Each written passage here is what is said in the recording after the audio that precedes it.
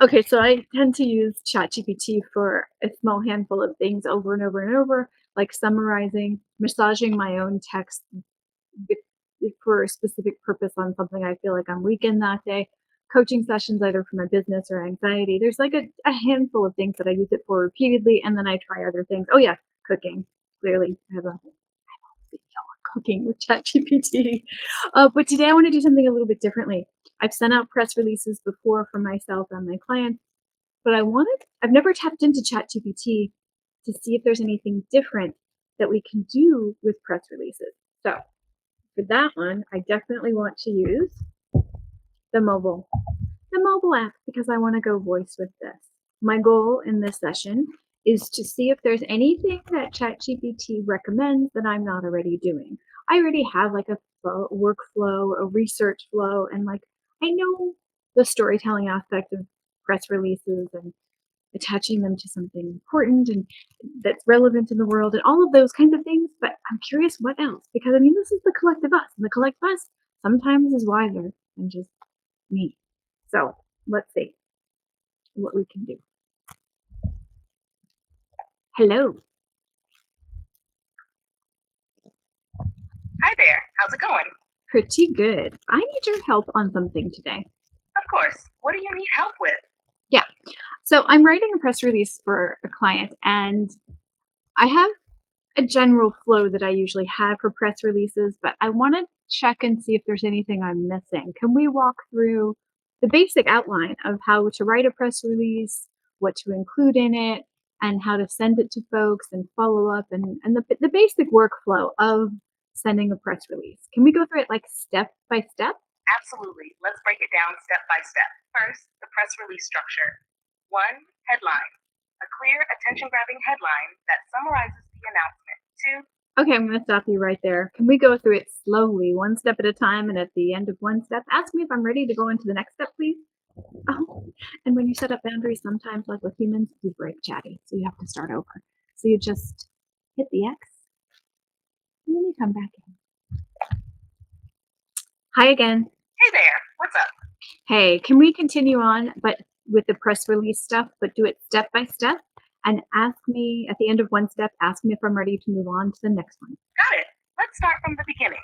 Step 1. Create a strong headline. The headline should grab attention and clearly convey the main point of the announcement. Aim for it to be concise, specific, and compelling. For example, local startup launches AI tool to help small businesses grow. Are you ready to move on to the next step, or do you want to refine this part first? I want to refine it because I have a specific thing that I want to work on.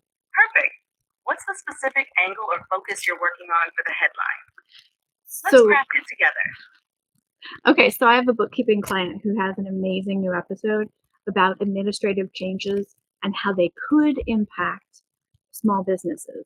And so I want to send the press release about the specific episode as the opener to the press release. And then I might mention that if they just want like general outreach or to cover the podcast as a whole or those other options later on, but I want the main thing to be around the upcoming political changes in the US and how that could impact small businesses via this episode. So, how do I put that into a headline? Got it?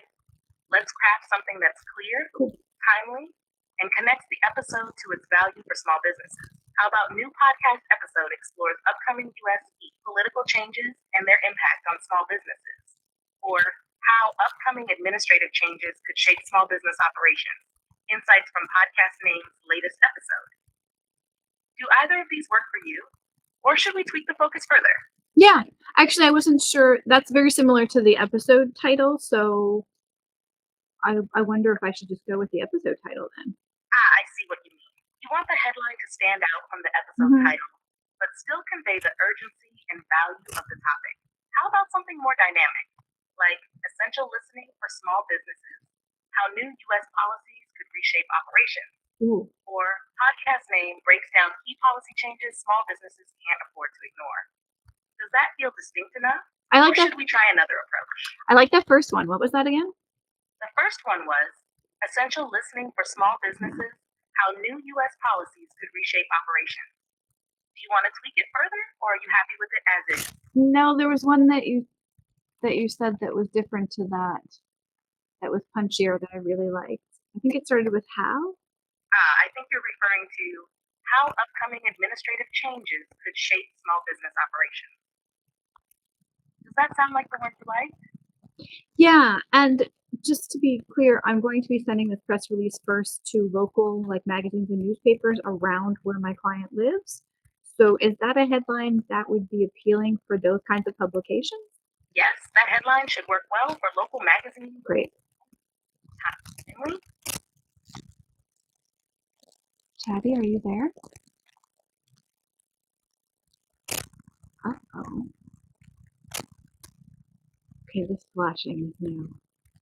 What is happening? Like her battery's running out. Hello? Okay. Gonna go back in. That was very strange. Hello there. I get what you mean. Local publications can sometimes have their own vibe, and they might prefer something a bit more localized or community oriented. We could adjust the tone to make it feel more directly connected to the readers in your client's area. For example, local expert breaks down how upcoming U.S. policy changes will impact small businesses in your city region. This way, it feels more connected to the local community while still covering the bigger political topic. Does that sound like a better fit for the local outlets?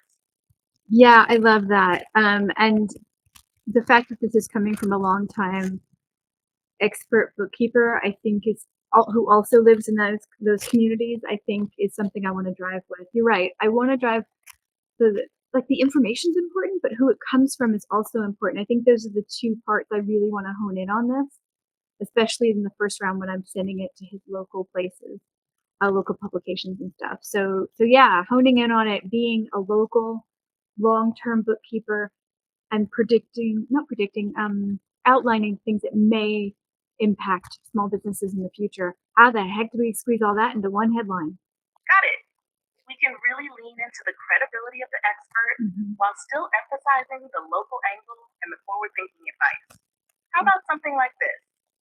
Local bookkeeper's name breaks down how upcoming U.S. policy changes will impact small businesses in your city region. Or longtime city bookkeeper offers insights on how upcoming U.S. policies could reshape small businesses. These highlight both the local expertise and the topic's relevance to small businesses. What do you think? Does it capture the message you want to convey? Yeah, I like that a lot. So let's move on to, that was number one with the headline. What's number two in the process? Great. Now that we have the headline, let's move on to step two, the subheadline. The subheadline should provide a little more detail or context to the headline, adding another layer of information while still being concise. It can elaborate on why this topic is urgent or relevant, or it can hint at the key insights of the episode. For example, podcast name latest episode breaks down key administrative changes that could affect local small business owners. Or expert bookkeeper discusses how new political shifts may impact financial planning for small businesses. Are you ready to dive into the body of the release, or would you like to refine the subheadline more? No, I'm comfortable with doing the subheadline myself. I think I can pull from the show notes and stuff. So let's move on to number three. Sounds good. Let's jump to step three, which is the dateline. This part is pretty straightforward. It includes the city, state, and the date the press release is issued. It should appear right at the start, just before the opening paragraph. The format typically looks like this. City, state, date. For example, city, November 15th, 2024. This establishes where the release is coming from and when it was issued. You're ready to move on to step four, the opening paragraph? Yeah, now my client's in New York and I'm overseas in Denmark. I would assume I would do it from New York, right? Yes, exactly. Since your client is based in New York, the dateline should reflect that location. Even though you're overseas, the dateline should always correspond to where the news is originating from. So in this case, it would be New York, NY, November 15th, 2024. Ready to move on to the opening paragraph? Yeah, for sure. Can you give me the general structure that you would recommend for a press release as an overview first, and then we'll dive into the different parts, please? Here's an overview of the general structure for a press release. 1. Headline, a strong, attention-grabbing headline. 2. Subheadline, a secondary line offering additional detail or context. 3. Dateline, city, state, and the date the press release is issued. 4. Opening paragraph, the most critical part. It should answer the who, what, where, when, why, and how. This is your hook and should grab attention. 5. Body paragraph. This expands on the information, offering more details, background, and quotes. It's where you can dive deeper into the topic. 6. Call to action. What you want readers or journalists to do next, e.g. contact for more info, listen to the podcast, visit a website. 7. Boilerplate. A brief summary of your client or company, usually including their mission or background information. 8. Contact information. Name, phone number, and email for press inquiries or follow-ups. Now, if we're ready to go, let's jump into crafting the opening paragraph, where you'll hook the reader with the key information about the episode. You'll want to focus on the main topic, how these political changes will impact small businesses, and tie it into your client's expertise. Shall we dive in? No, this is the part I really like to do solo, actually. So I think I'll be crafting those, and if they get a little too wordy, I'll dip back in and have you help me. The thing I really need help with at this point is understanding, like, once I send these out to the publication, what is a respectable timeline to check back in with them? Totally makes sense. Sounds like you've got the opening paragraph down. As for following up, here's a general timeline to keep in mind. Initial send. Once you send the press release, give it about 3 to 5 business days before following up. This gives editors and journalists enough time to review it. First follow-up, a polite, short follow-up email to check if they received the release and if they need any additional information. You can keep it brief, like, I wanted to follow up on the press release I sent regarding episode topic and see if you might be interested in covering it. Second follow-up if needed. If you haven't heard back after the first follow-up, wait another 5 to 7 business days and send a second polite reminder. At this point, you can mention any relevant updates, like more details on the episode, a key quote, etc., or offer new content for them to consider. It's important to be persistent but respectful. Journalists are busy, and a gentle reminder can help nudge them without feeling pushy. Does that timeline sound good to you? Or do you want to adjust a bit based on your experience? Yeah, no, that makes a lot of sense. Yeah, this is basically the outline that I've been following, which is good. Yeah, I don't think I really have more questions. It's funny, working on that headline actually really focused a lot of stuff for me, so that was really helpful. I'm so glad the headline helped clarify things for you. It's often the starting point that really sets the tone and focus for the whole release. Sounds like you've got a solid plan moving forward. If anything pops up later or you want to tweak something, don't hesitate to reach out. Good luck with the press release. Oh, thanks. Oh, let's cover one more thing. What would you say are 5 things that people do that would, excuse me, 5 things that people do, but that make press releases weaker? Great question. Here are 5 common mistakes that can make a press release weaker or less effective. 1.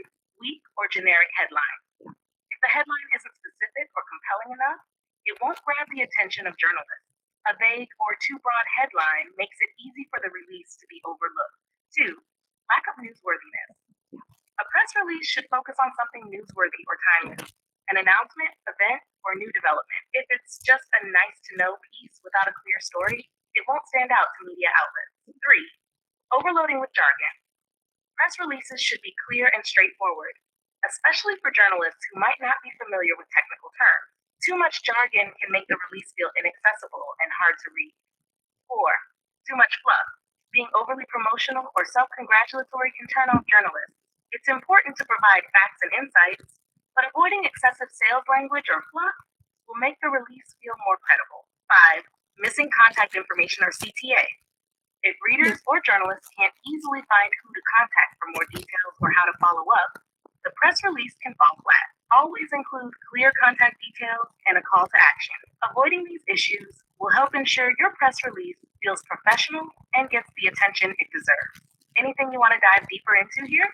Yes, clarity on the length of the whole press release. It is just one page, right? Like a quick scan kind of thing. Yes, exactly. press release should typically be one page, especially for news outlets. Journalists and editors are busy, so you want it to be easily digestible with a quick scan. Aim for about 400 to 500 words, which is usually around one page, depending on formatting. Keeping it concise and to the point will help increase the chances of it getting picked up. Let me know if you want to refine anything else. You know, my client keeps talking about the personality of a business, and I just had this flash that the personality of the press release. Do people put, I'm trying to think of elements I could put in that wouldn't be detracting from the content, but that would actually have a little bit of flair and show his personality that they would, of the podcast, that they would hear if they were to like listen or consume his podcast in any way, shape, or form. So I'm thinking, what can I add to this text? Are images okay? Are, you mentioned quotes? I can use quotes. I have some of those. But like, what are some visuals that I can use that are not unprofessional, but could show the personality of the project itself, not just the episode? Great idea. Infusing personality into the press release is a fantastic way to help your client's voice come through. Here are a few ways you can add that flair while keeping it professional. 1. Quotes from your client. You already mentioned using quotes, which is perfect. Including a quote from your client, especially something that speaks to the tone or approach of the podcast, can give the release more of a personal touch. It makes it feel more like it's coming from a real person, rather than just a faceless press release. 2. Relevant visuals. Images can work, but they should be relevant and professional. Consider adding podcast cover art. This can make it more visually appealing and show the branding of the podcast. Just make sure it's high quality and fits within the design guidelines of the publication. Photos of your client. If it's appropriate, a professional headshot or candid photo of your client adds personality and humanizes That's the what I release. was thinking. Infographics or charts. If there's any data or important trends related to the political changes affecting small businesses, a clean, simple infographic can help break down complex information and add visual interest. 3. Tone and language. You can also infuse the personality of the podcast into the text itself. If the podcast has a friendly, approachable tone, make sure the press release reflects that in a way that still maintains professionalism. If your client has a signature way of saying things, like a catchy phrase or a lighthearted twist, incorporating that into the release without overdoing it could give it more personality. 4. Engaging hook in the lead. Sometimes even just a creative, more engaging sentence at the very start can convey personality. For example, if your client has a distinctive way of speaking or framing ideas in the podcast, using that voice in the opening line can help the press release feel more them. 5. Social media handles or podcast links.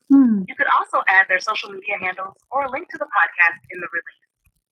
This allows journalists to quickly see more about your client and their content, while also showing they're active and engaging online. How do you feel about integrating some of these elements into your press release? Oh yeah, I just added them to my to-do list. I was thinking of the client photo as well as the podcast logo. And I like the idea of an infographic because he does very clearly list off boom, boom, boom, boom, boom. Here are the possible impacts of this. So I think in making that as an infographic, especially partway through all of the text, it will break up the text and also show the value in the episode, especially at this point in time, right after the election, before the inauguration. I think that would be really useful. Yeah, I really like that infographic idea. Thank you.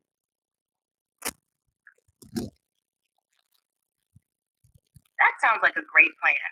The client photo and podcast logo will definitely help visually tie the press release to the brand, while the infographic will serve as a great way to highlight key points and make the release more engaging.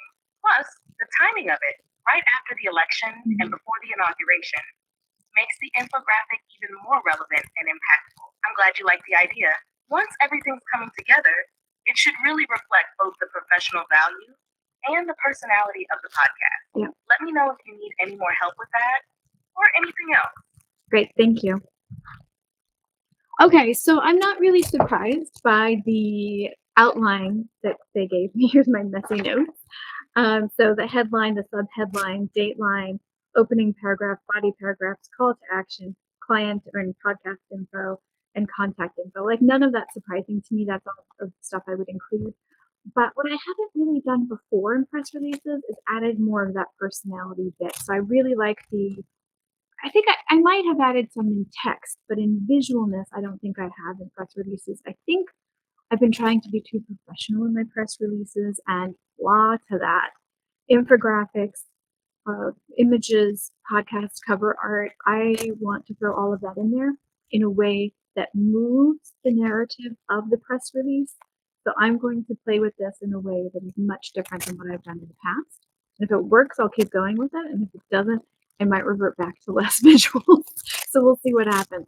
But I think this particular episode is so important that I think it might sell itself. So I don't want to spend too much time on this. I'm guessing the press release itself will probably be, I tend to write in stages. I'll write and then come back and edit. So it'll probably be 1 to 2 hours for the press release, 1 to 2 hours for initial research, getting contact information, emailing it out. So yeah, I feel like I'm on my way to this press release. We'll see how it goes. Feel free to follow me on LinkedIn and at chattyandme.substack.com. I'll have, information about how this goes and what else you can do with ChatGPT to find your people, get information on, or get eyes and ears on your project, whether it be for a business like my client's podcast is, or a community or passion projects. All right, now it's time to write this press release. Bye.